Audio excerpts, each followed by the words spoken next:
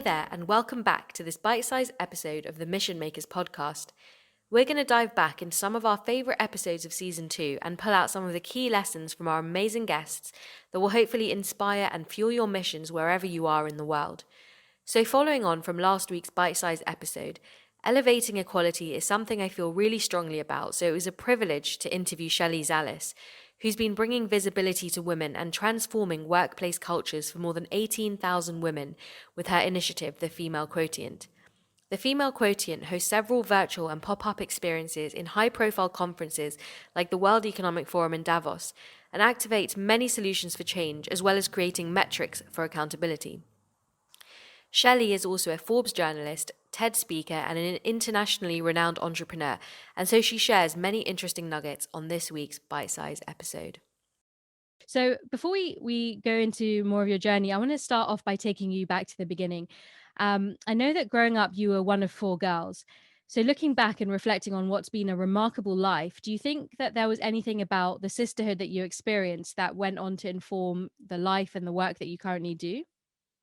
I actually think so. And I didn't think about it until very recently. Being one of 4 girls, number one, my parents raised us to respect and value one another. We are all so similar in our morals and our values, yet we're all different.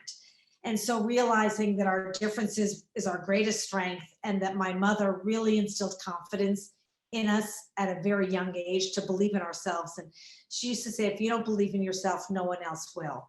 And so no matter what, we always felt so beautiful. And that's when I coined the phrase confidence is beautiful, really understanding that I grew up with unconditional love and acceptance and pushing us all to be the best that we could be, and believing that about ourselves, number one. The second, which I found really shocking, I must have been 30 years old. I'm now 59. My mother was the senior policy advisor for Pete Wilson, the former governor of California. And she was the first in the world to create the first conference for women in the state of California. And so now looking back at what we do, where we do pop-ups, bringing conscious leaders and women, supporting women together, I think, wow, that must have impacted me, because that's what I do today. So who knew at the time the impact that it would have on me today? But tremendous impact of support, love, hope, light, and confidence, really. This is such an important point of, I'm calling it proximity ship, where we often judge a book by its cover instead of spend 5 minutes with someone you don't know. And I think this was what my greatest benefit of going to university, leaving my home, being independent, having to learn how to be independent, depend on myself, bring others into my circle. You create these families. But it was, spend 5 minutes with someone you don't know, and you are going to learn so much. They might not be your best friends. They might be your best friends, but you're going to grow, you're going to evolve, you're going to stretch. And so you don't even necessarily need to go to all these different parts of the world, but you need to know what the values, the cultural nuances of people from around the world. And oftentimes you find that we share most of the same values.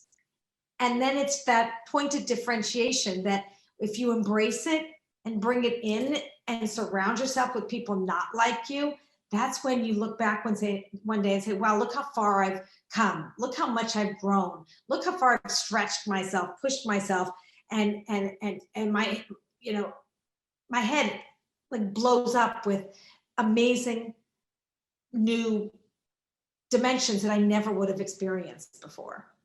100%, 100%. That we are so different and diverse as a species, and we cannot just surround ourselves with the same. And the internet is really one of the best things about this particular time, to have that school of thought as well. And actually, it's sometimes it's scarier to think, let me talk to an absolute stranger for 5 minutes, to break that comfort zone. And it's so important to challenge yourself and find commonalities with people, with humans, essentially.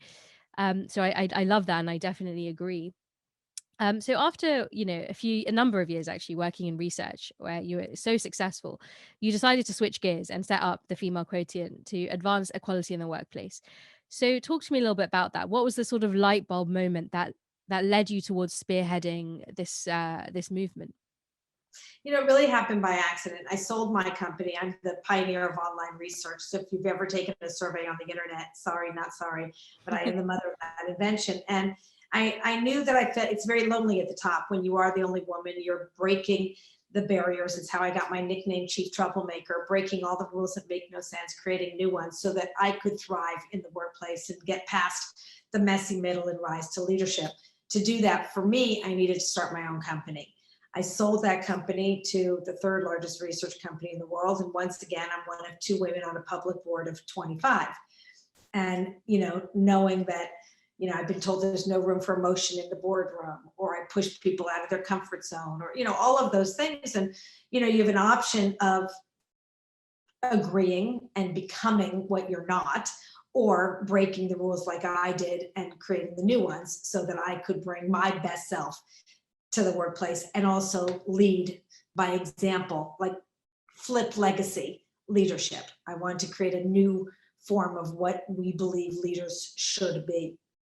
And so it really happened by accident.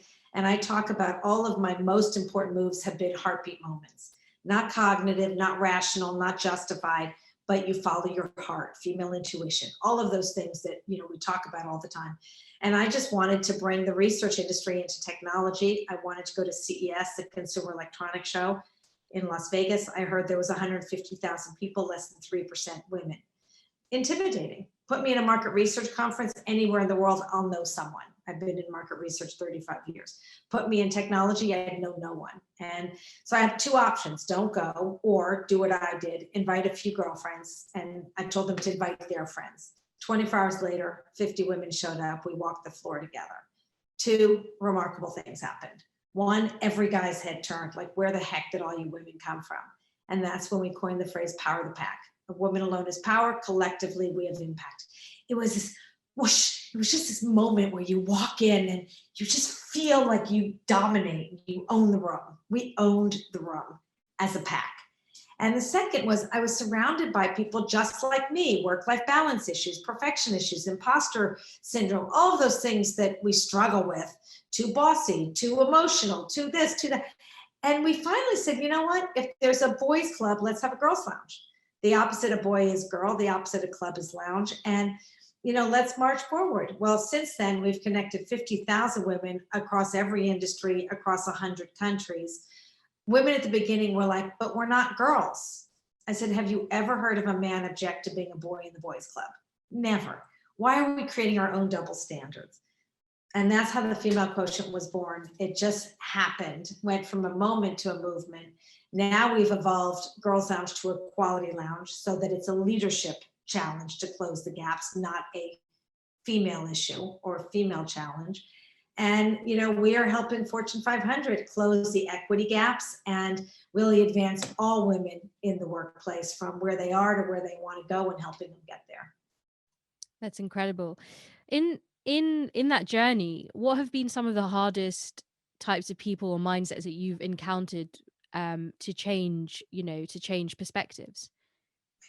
Change happens if you choose to make a change. We can, we have historically been admiring the problems for so long, talking about what we're going to do, signing pledges and petitions. To me, that's a surrogate for not doing anything. It's about action. And I don't care if it's a little step or a big step, but keep making steps forward.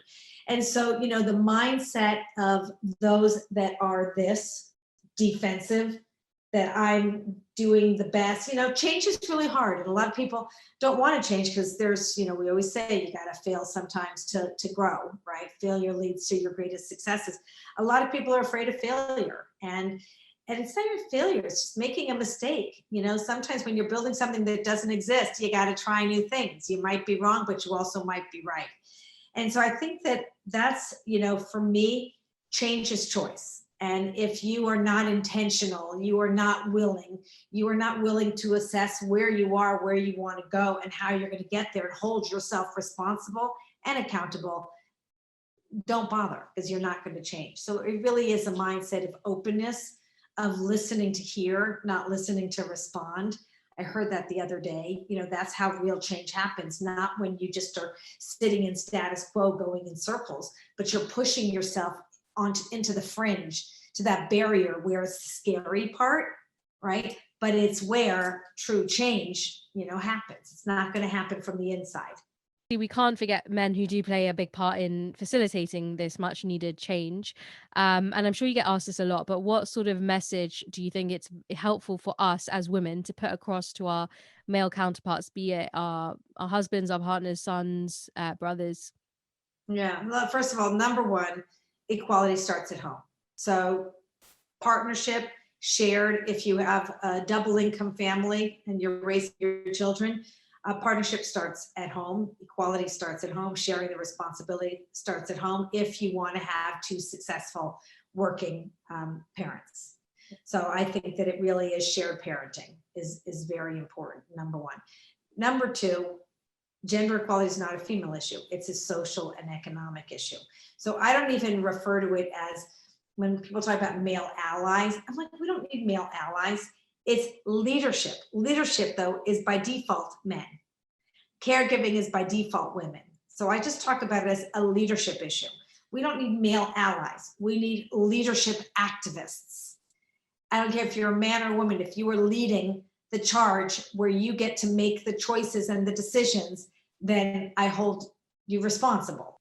I agree. It's, it is comes down to it's a choice, and we've made it so much more complicated than it needs to be to just make the easy and simple choices by adding on more stuff, as you've mentioned here.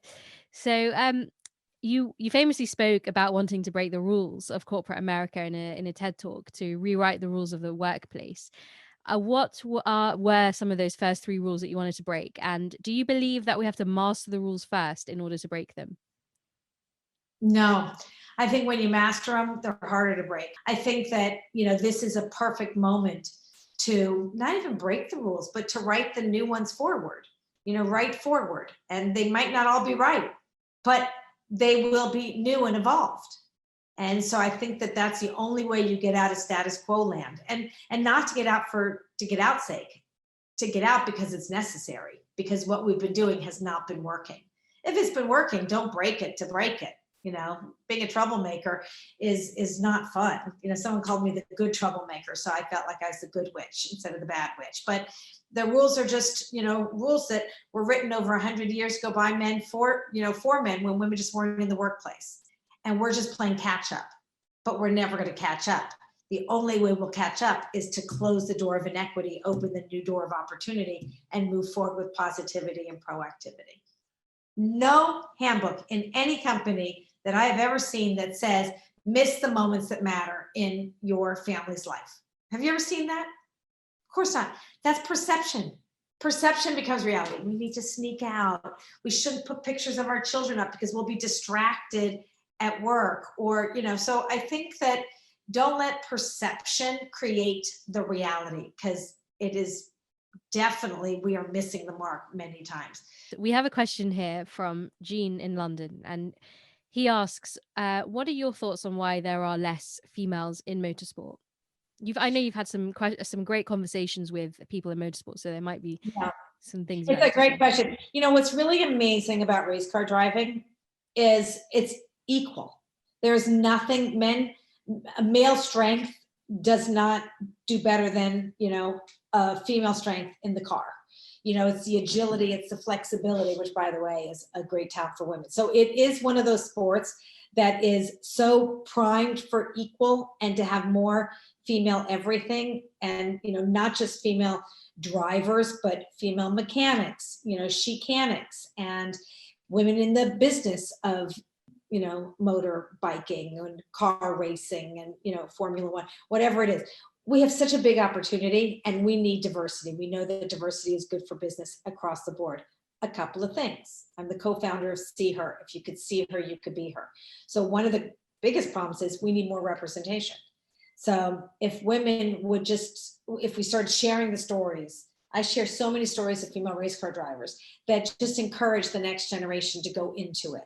So we need to see more representation, because representation equals reflection. Reflection creates the changes, number one. Number two, that all of our female race car drivers are waiting for is to start having Tampax on the car. Like we have predominantly, male oriented products. How about putting Tampax? How about putting, breast milk, putting baby's milk, or, putting feminine products, lipstick, whatever it is, changing the perception of what it is. So I think that will go a long way to, changing the equation. But visibility, storytelling matters a lot. And how great would it be to have more feminine brands on cars, which already say this is a great sport for women? Well, it's interesting because, Aston Martin was a brand that has gone or has neared bankruptcy more than 7 times in its existence. And so there's clearly been a leadership challenge and a problem. But one of the things that I found super interesting and sad, actually, because, we all know, or, we know that women own Aston Martins, it's nothing, no secrets about that. But yet you go to Aston Martin, when you buy one, you get, given a tour of the factory. And as a consumer, you want to finish the tour of a factory, you end up in the shop and you want to buy something, right? Like that you can wear as a proud owner of a new Aston Martin. But There's nothing. for women, there's actually no merchandise line, which is for a brand in the 21st century. This is, absurd. But anyway, there is a new ownership. So let's see where the change goes. Because that is a huge flaw. Thank you guys for listening. Season 3 will be back with a bang in the autumn. Until then, we've got plenty of impactful bonus and bite-sized episodes coming your way. So don't forget to subscribe and share the show with your friends, because it truly means the world to us. And if you're interested in some super cool rewards like virtual DJ lessons with me, signed books from our guests, and exclusive merchandise, then head over to www.patreon.com/missionmakers to check out how you can start supporting the show for less than what it costs you to fill up your car. So till then, Mission Makers, be safe, be healthy, and be laser focused.